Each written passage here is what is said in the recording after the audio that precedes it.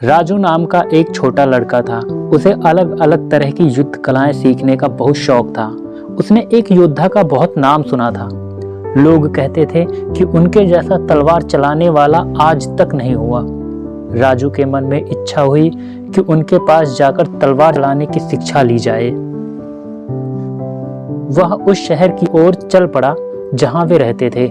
राजू ने योद्धा के पास जाकर विनती की कि वो उसे अपना शिष्य बना ले। योद्धा ने उसकी प्रार्थना स्वीकार कर ली। उन्होंने राजू से कहा कि तलवारबाजी सीखने के कुछ नियम हैं, उसे उन नियमों का पालन करना होगा। राजू ने स्वीकार कर लिया। अगले दिन से योद्धा ने उसे समझा दिया कि उसे घर के क्या क्या काम करने होंगे। राजू सुबह से शाम तक साफ सफाई, झाड़ू पोछा, कपड़े धोना, बर्तन साफ करना, यही सब करता रहता था। ऐसा करते हुए काफी दिन बीत गए,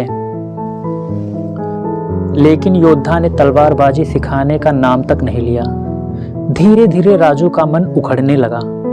हर दिन वह इंतजार करता था कि शायद आज कुछ शुरुआत होगी, लेकिन जब ऐसा नहीं हुआ तो वह योद्धा के पास गया और बोला, श्रीमान, मेरी शिक्षा कब आरंभ होगी? उसके गुरु ने कुछ नहीं कहा और चले गए। राजू को बहुत अजीब लगा।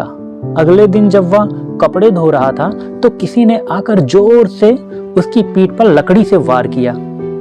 उसने मुड़कर देखा तो उसके गुरुजी ने ही वार किया था।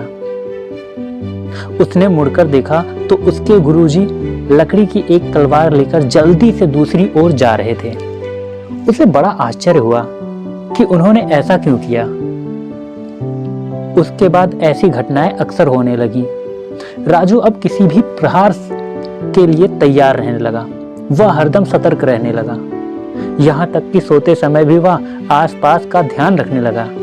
धीरे धीरे उसने अपना बचाव करना सीख लिया। एक दिन गुरुजी तन्मयता से कुछ लिखने में व्यस्त थे।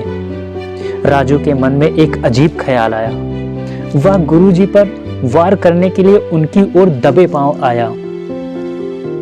वह देखना चाहता था कि वे किस प्रकार से अपना बचाव करते हैं। उसने तलवार उठाई और जोर से एक प्रहार किया, लेकिन उसके गुरु हर पल इस तरह के प्रहार से बचने के लिए तैयार थे।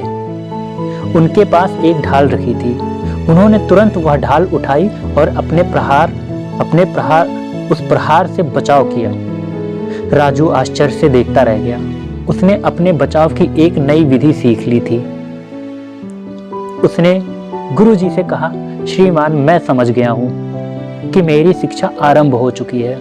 योद्धा ने कहा, हाँ पुत्र, अच्छा तलवारबाज होने का मतलब यह नहीं कि आप अपने प्रतिद्वंदी से अच्छी तलवार घुमाएं, बल्कि उससे ज्यादा महत्वपूर्ण ये है आत्मरक्षा, यानी कि किसी भी प्रहार से अपनी रक्षा करना। हमें सामने वाले के विचारों को पढ़ना आना चाहिए।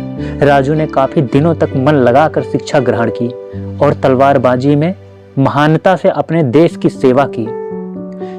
दोस्तों, ये कहानी आपको कैसी लगी? अगर अच्छी लगी हो तो कमेंट करके बताइएगा और लाइक बटन दबा दीजिए। शेयर करना बिल्कुल ना भूलें और अभी तक अगर आपने चैनल को सब्सक्राइब नहीं किया तो अभी सब्सक्राइब कर लीजिए और बेल आइकन को प्रेस कर दीजिए ताकि आपको नोटिफिकेशन तुरंत मिल जाए कि मैंने वीडियो अपलोड कर दिया है। तो दोस्तों, अभी के लिए धन्यवाद।